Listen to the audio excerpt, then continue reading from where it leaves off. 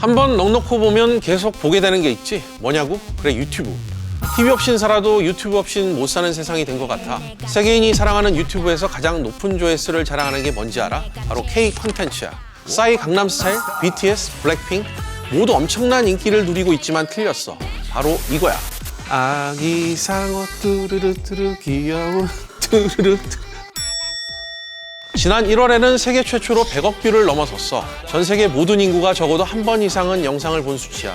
총 재생 시간 약 4만 3천 년. 구석기 시대부터 현재까지 이르는 기간이지. 한 번 보면 멈출 수 없는 마성의 노래. 어른부터 아이까지 오늘은 모두가 사랑하는 브랜드 핑크퐁에 대해 알아볼게. 핑크퐁의 탄생을 알아보려면 핑크퐁을 만든 아버지 김민석 대표를 알아봐야겠지. 고교 시절부터 이 이과향기 폴폴 풍기더니 화학공학과에 진학하더니 대학교 1학년 때 게임사 넥슨에 덜컥 취업했어. 졸업반도 아니고 1학년 때. 좀 새롭지? 그러던 중 가업을 잇기 위해 할아버지가 운영하시는 출판사에 합류하게 되었거든. 어디냐고? 바로 삼성출판사야. 박경리 선생의 대하소설 토지 초판을 출간하기도 하면서 출판업계에선 나름 이름을 날린 곳이기도 해. 하지만 시간이 흐르고 독서량이 점차 줄어들면서 출판업계 자체가 조금 힘들어졌단 말이야. 유통 채널을 다양화하고 출판뿐 아니라 다양한 사업군으로 확장하는 등 이 위기 극복을 위해 노력할 수밖에 없었어. 그렇게 게임 회사의 경력을 쌓은 뒤 이 가업을 잇기 위해 삼성출판사에 입사한 김민석 대표에게 맡겨진 첫 임무, 바로 유아용 콘텐츠와 교구 개발이었어. 공대 남자였던 김민석 대표, 그제야 유아 교육을 이해하기 시작했대. 그리고 책 속의 콘텐츠를 PC에 맞도록 옮기는 작업도 병행했는데 이게 생각보다 쉽지 않더래. 어떡하지? 이런 고민에 빠져 있을 때 세상은 혁신을 맞이해. 뭐냐고? 바로 모두를 놀라게 한 아이폰의 출시야. 세상에 없던 아이폰의 탄생에 김 대표는 충격을 받아. 그래서 삼성출판사 내부에 모바일 대응팀을 만들었대. 정보 특기자 동료들, 넥슨에서 일했던 동료들을 스카우트해. 그리고 유아용 책을 모바일 앱으로 만들지. 동요 4편을 담은 율동동요 1분짜리 애니메이션이었는데 이 첫 해 매출이 3억 원을 넘었대. 첫 성적치곤 나쁘지 않지. 그러면서 스마트 스터디란 회사를 창업하거든. 이때 핑크퐁이란 브랜드를 탄생시키지. 사실 이 핑크퐁이란 캐릭터는 작은 여우 이미지에 불과했어. 처음에는 마땅한 이름도 없어서 일단 폭스, 폰의 합성어이자 재미가 퐁퐁 샘솟는다는 의미가 연상되는 이 퐁을 더한 거지. 처음에는 베이비퐁, 키즈퐁이라고도 불렀는데 이 맘에 들지 않았대. 단순하게 캐릭터 색깔인 핑크를 붙여봤는데 입에 찰싹 붙더라네. 그러면서 생김새도 변화가 일어났는데 어린 왕자의 사막 여우에서 모티브를 따와. 그제야 지금 우리가 알고 있는 이 핑크퐁의 생김새를 갖추게 되지. 그렇게 모바일 앱으로 수익을 그럭저럭 내고 있던 상황에서 핑크퐁은 일생일대의 큰 결단을 내려. 뭐냐고? 바로 유튜브 업로드야. 자세히 동요 시장을 들여다보니 미국에선 앱을 따로 다운받지 않고 아이들에게 유튜브로 동요를 보여주고 있더래. 시대가 이렇게 바뀌고 있는데 앱을 고집하는 건 옳지 못하다고 판단한 거야. 수익을 내고 있었지만 이 우물안 개구리가 되지 않겠다는 결심을 하지. 다른 업체들보다 빨리 움직여서 시장을 선점해야겠다고 마음을 먹은 거야. 그렇게 2015년 주력 채널을 앱에서 유튜브로 바꾸면서 핑크퐁의 전성시대가 열려. 핑크퐁은 대한민국에서 손에 꼽히는 콘텐츠 회사잖아? 모름지기 콘텐츠 회사라면 다들 이것 하나쯤은 갖고 있어야 진짜 콘텐츠 회사라고 부를 수 있어. 브랜드 비책 첫 번째, 바로 킬러 콘텐츠야. 핑크퐁의 대표 킬러 콘텐츠는 뭘까? 그래, 바로 아기상어야. 나도 두 아이의 아빠인데 아기상어 엄청 들었어. 아기상어와 아이를 같이 키웠다고 느낄 정도야.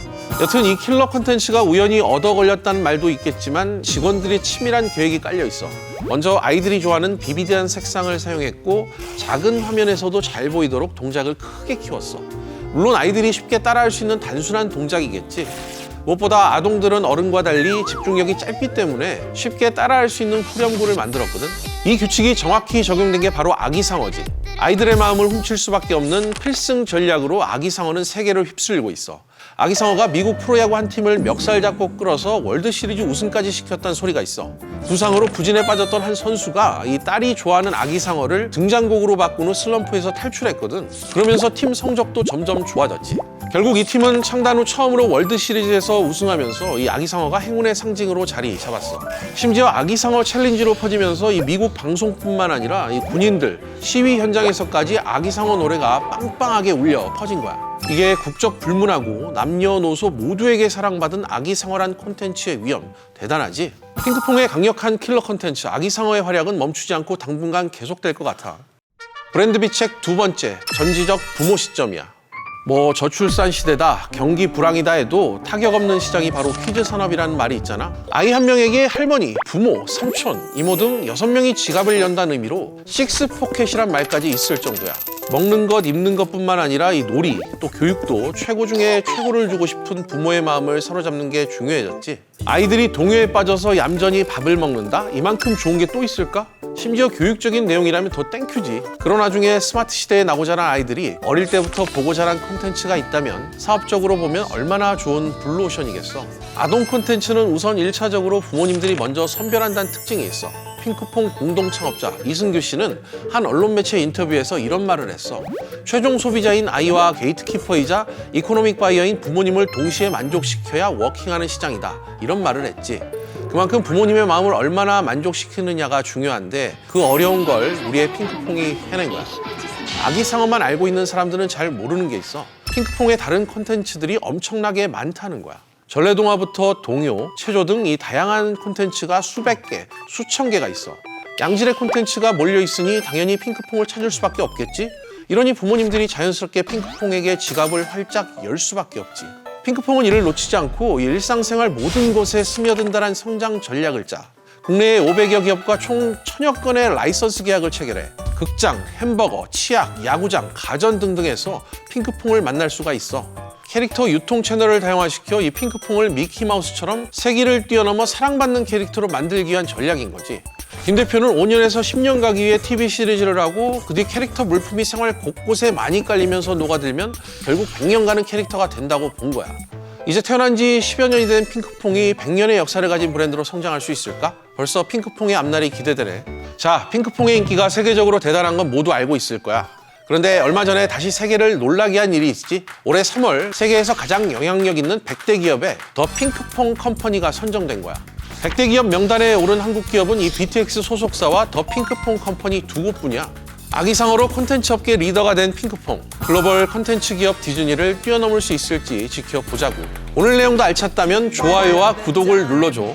또 궁금한 브랜드가 있다면 댓글로 남겨줘. 그럼 안녕. 안녕히 계세요, 여러분.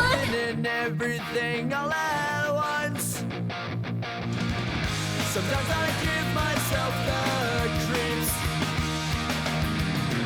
Sometimes my mind plays tricks on me. It all keeps